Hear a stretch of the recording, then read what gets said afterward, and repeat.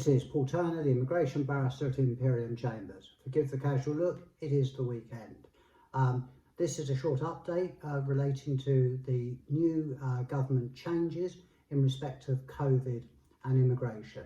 I've previously done a video on this, and this relates to updates that were put on the Home Office's website on the 29th of May 2020, last Friday. Starting with probably the most important one, which is that if your visa, it was due to expire before the 24th of January 2020, and now the 31st of July 2020, it was previously the 31st of May 2020, you can apply, and you must apply, it won't happen automatically, you can apply to have your visa extended until the 31st of July 2020.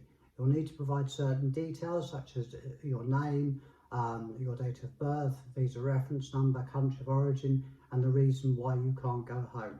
You will need to have to apply for it if you haven't already applied for it. What I mean by that is that if you've already applied for the extension to the 31st of May 2020, the government will automatically extend it to the 31st of July 2020.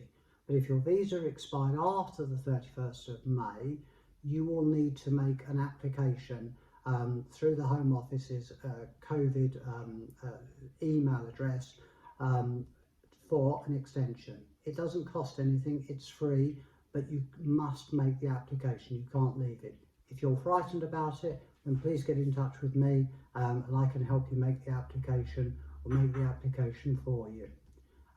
Secondly, the government are continuing to allow individuals that want to switch into a long-term visa to be able to do so from within the United Kingdom, whereas before they would have had to go home to make the application. And this will also include people who's had their visa extended until the 31st of July 2020. So that's a continuation of the previous concession.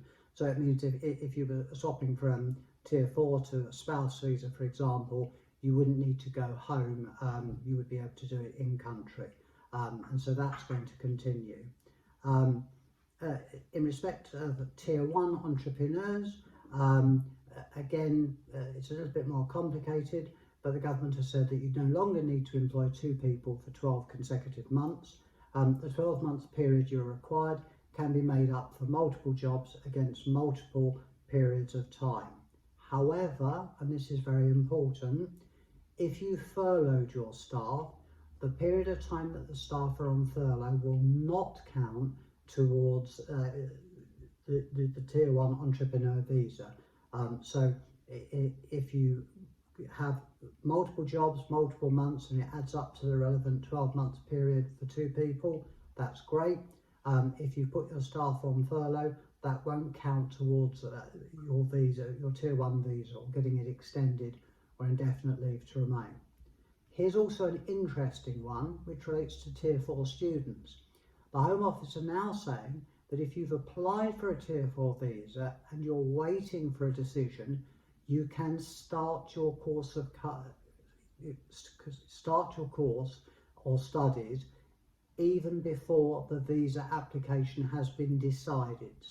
But there are conditions. You've got to have a Tier 4 sponsor, you have to have a certificate of acceptance for studies, you've got to have submitted your application before your current visa expired and show your sponsor evidence of this. The course that you start is the same one listed on the CAS, and you have the ATAS certificate if required, which is for certain courses. But this is really important. It means that if you have got your CAS and your course was due to start, but the Home Office haven't processed the application due to coronavirus, you can, subject to those criteria, continue or you can start your studies or continue with your studies.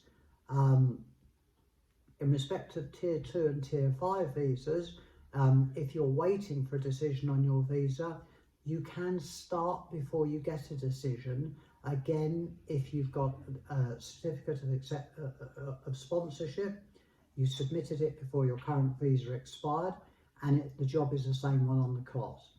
So for both Tier 4, Tier 2 and Tier 5.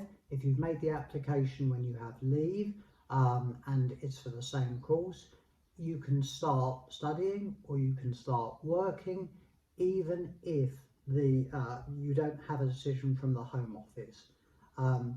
There's also more details about what will be automatic extensions for individuals that work for the NHS. There's a long list of people ranging from biochemists to health professionals to midwives to nurses to paramedics, pharmacists, social workers, therapy professionals, speech and language therapists. All of those individuals will automatically get a 1-year extension to their visa. So, to wrap up this short video, the government are allowing people to make a free application to extend the visa to the 31st of July if you can't go home. You can continue to make applications in country where you would needed to have gone home, and that if you are a student or a Tier 2 or Tier 5 migrant with an outstanding application, you can start studying or start working before you get the decision from the government, which in my view is a very sensible decision.